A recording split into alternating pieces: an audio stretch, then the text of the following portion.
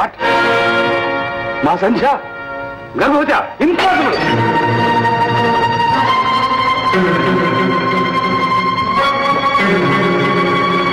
సంధ్య,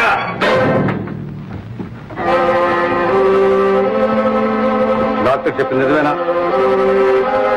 మీరిద్దరు డాక్టర్కి వెళ్ళిచ్చారా? ఏం మాట్లాడే? సిగ్గుమాల పని చేసింది కాక డాక్టర్ కూడా వెళ్ళొచ్చావా? ఏ మొహం పెట్టి వెళ్ళావే? అంతకన్నా ఏ నువ్వు చూసుకోపోయావా? ఇంత విషయం దానికి సావపోయావా? ఏమిటా మాటలు కావమ్మా, మంటలు, కడుపులో రగులుతున్న మంటలు. ఏదో పొరపాటు జరిగిందన్నయ్య. పొరపాటు కాదమ్మా, జరగవలసిందే జరిగింది. ఆడపిల్లని అదుపాగ్యం లేకుండా పెంచాను కాదు, అందుకు భగవంతుడు తగిన శిక్ష విధించి దానికి ఎంతో గొప్పగా పెళ్లి చేయాలని, అది పిల్ల పాపలతో కలకల్లాంటుంటే చూసి ఆనందించాలని ఎంతో ఆశపడ్డానమ్మా. పోయింది, అంతా సర్వనాశనం అయిపోయింది. సంధ్య, ఎవడు నీ జీవితాన్ని, నా ఆశల్ని నాశనం చేసిన వాడు ఎవడు? వాడు చెప్పు. వద్దు డాడీ, నన్నేమీ అడగొద్దు. చెప్పు. ఆవేశం, అసలే అది కుమిలిపోతూ ఉంటే చేసుకుంటావా? నేను కనుక చేసుకున్నానమ్మా, వాళ్ళమ్మాయి అయితే నరికి పోగులు పోసేది. నీకు తెలియదు అన్నయ్య, తల్లి ప్రేమ నీకు తెలీదు. వాళ్ళ అమ్మాయి అయితే కడుపులో దాచుకునేది, కన్నీళ్లు తుడిచేది, దాని మనసు తెలుసుకుని ఏదో దారి చేసేది. అన్నయ్య, నా మాట విను. ఆవేశంలో ఏం చేసినా ఆడపిల్ల బ్రతికే అల్లరి పాలవుతుంది అన్నయ్య. ఇంకా అయ్యేదే ఉందమ్మా, అయిపోయింది, అంతా అయిపోయింది. ఇక మిగిలింది ఒక్కటి. కన్న తండ్రిని కనుక చేతులారా దాన్ని చంపలేదు, గౌరవంగా బ్రతికినవాడిని కనుక ఈ అప్రతిష్ట భరిస్తూ నేను బ్రతకలేదు, అంతే.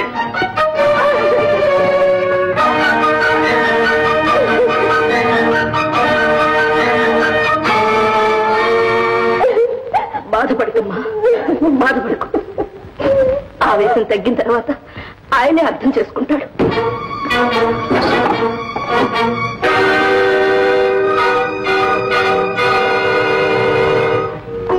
లక్ష్మి, లక్ష్మి, చూసావా అమ్మాయి బతుకు ఏమైపోతుందో చూసావా? నువ్వు అదృష్టవంతురాలు లక్ష్మి. ఈ ఘోరమంతా చూడకుండా వెళ్ళిపోయావు. ఈ అప్రదిష్ట భరిస్తూ నేను మాత్రం ఎంతకాలం బ్రతకగలను? లక్ష్మి, నేను వచ్చేసాను లక్ష్మి, నేను నీ దగ్గరగా వచ్చేస్తున్నాను లక్ష్మి.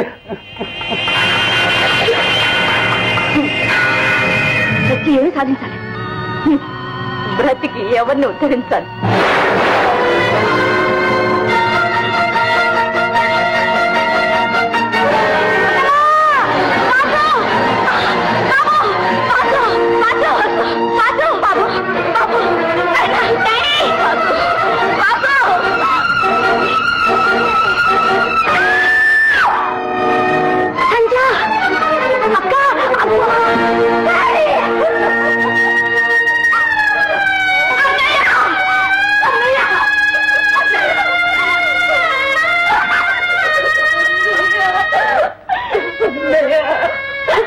అన్నంత పని చేసావా?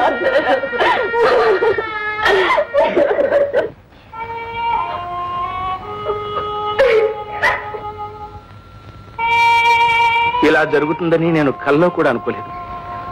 ఏవో అప్పులు, ఇన్కమ్ ట్యాక్స్ బెడదలు ఉన్నాయనుకోండి, కానీ వాటి కోసం ఇలా చేస్తారని నేను ఎన్నడూ ఊహించలేదు. ఆయనకి బాధలు తప్పించుకుని వెళ్ళిపోయారు. కానీ ఇటు చూస్తే పెళ్లిడికి వచ్చిన పిల్ల, ఇటు చూస్తే ఆ పసివాడు, వీళ్ళని చూస్తుంటే నా గుండెలు తరుక్కుపోతున్నాయండి. అమ్మా, మీకెవరి మీద అనుమానం ఉందా? లేదు బాబు, లేదు. ఆయనకెవరుంటారండి శత్రువులు? జీవితంలో ఒకరికి మంచి చేయడమే తప్ప చెడు చేయడం ఆయనకి చేతగా.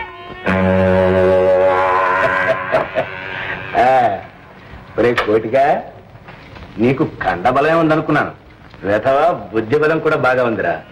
పచ్చి కూనేని ఫక్తు ఆత్మహత్యలాగా ఎంత తెలివిగా మార్చేశారా?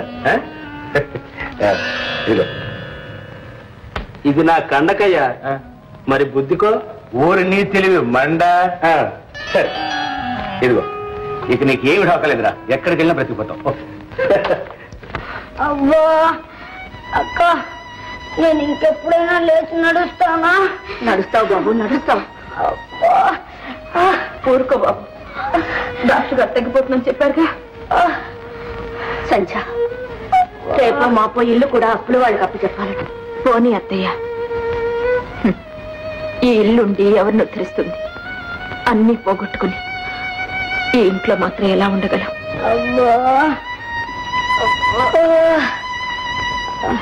సంధ్య, అహోబలరావు గారు వాళ్ళ ఇంటికి వచ్చి ఉండమని బలవంతం చేస్తున్నారు. ఎందుకు అత్తయ్య? నా బ్రతికి ఇంకా బజారు పాలు కావడానిక? ఈ స్థితిలో అయిన వాళ్ళ ఇంట్లో ఉండడం కన్నా. అది నిజమే, కానీ ఎవ్వరికీ తెలియని చోట ఎక్కడో తలదాచుకుందాం. అది వాసు కోసం, లేకుంటే నేను బ్రతకాల్సిన అవసరమే లేదు. సంధ్య, ఏంటా మాట? చూడు, ఇలా చూడు. నువ్వు ఇక్కడ ఉంటే ఇలాగే కుమిలిపోతుంటా. నా మాట విని మా ఇంటికి రా, నీకక్కడ మనశ్శాంతిగా ఉంటుంది.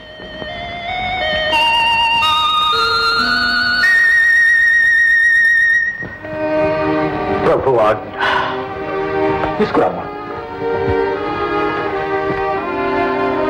సంధ్య, రా.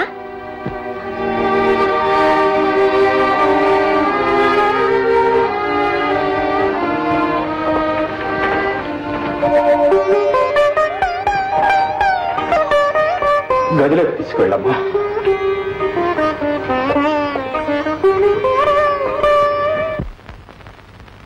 కాంతం, ఏమే కాంతం? ఏమండి వస్తున్నా? ఏమిటో ఎక్కడో టిఫిన్ పంపించానుగా. అది కాదే, గోపాలరావు గారు చనిపోయారటే పాపం. ఏ గోపాలరావు గారు నాన్న? మన మాధవ్ తాతగారమ్మా. అంటే మన ముట్టుకోక మీరు వెళ్ళి స్నానం చేసిరండి. అవసరం లేదు లేవే, 10 రోజులు జరిగిపోయిందట. కూడా వదిలిపోయింది. అబ్బాయి తిరిగి రాగానే మన అమ్మాయి నుంచి పెళ్లి చేస్తే ఆస్తి కూడా మన చేతిలోకి వస్తుంది. అదేనే, ఇప్పుడప్పుడే వచ్చినట్టు లేడు. తనకు మనశ్శాంతి లేదని. ఏమిటండి, ఎక్కడో ముసలాడు చచ్చిపోతే మనశ్శాంతి లేదు. మనశ్శాంతి ఆ ముసలాడి పేరు గ్రామంలో ఒక హాస్పిటల్ కట్టించమని కూడా రాశాడు. మరి తను ఎప్పుడు వస్తాట? ఇంకొంతకాలం పాటు అమెరికాలోనే ఉండి పై చదువులు చదువుతాడు. ఇదంతా చూస్తుంటే తిరిగి వచ్చేటోడు ఏ తెల్లదర్శాన్ని వెంట పెట్టుకొస్తాడేమో అనిపిస్తోంది. మనకెందుకు వచ్చిన కూడా కానీ ఇక్కడ ఏదో మంచి సంబంధం చూడండి, మన అమ్మాయికి పెళ్లి చేసేద్దాం. వేరే సంబంధమా? అందుకనే నీకు బుర్రలేదనేది. ఆ ముసలాడు మాధవికి కనీసం 20 లక్షల ఆస్తి అప్పగించి వెళ్ళాడే. 20 లక్షలే? మరి అమ్మో అమ్మో, అమ్మాయి అమ్మాయి విన్నావుతే నువ్వు ఎంత అదృష్టవుతాడు అబ్బా. 20 లక్షల రూపాయలకి ఇదిగో చూడండి, అబ్బాయి వచ్చేదాకా ఆగుదాం. అయినా మన అమ్మాయికి మాత్రం ఏమంత వయసు మించిపోయిందండి. మొన్న దసరాకేగా 13 ఏళ్ళు 14 వచ్చింది. అమ్మా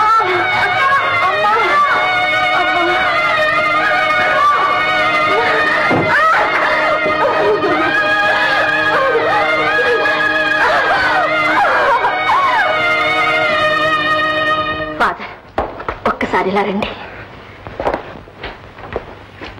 ఏమిటమ్మా, ఎందుకు భయపడుతున్నావు?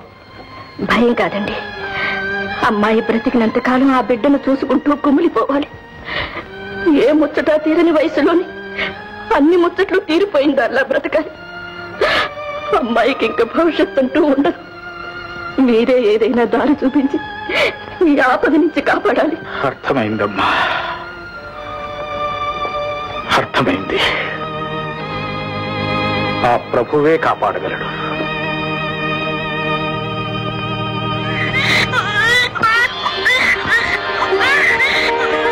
ఫాదర్, మగబిడ్డ. తల్లికి స్పృహ వచ్చిందమ్మా? లేదు, ఇంకాస్త టైం పడుతుంది. శాంతమ్మా, నువ్వు గదిలోకి వెళ్ళమ్మా.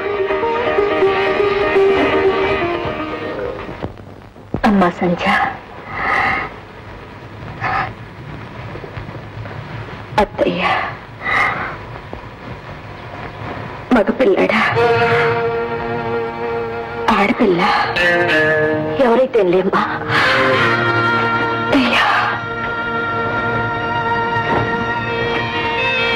నాకు తెలుసు అత్తయ్య, భగవంతుడు పాపాన్ని బ్రతకనివ్వడు.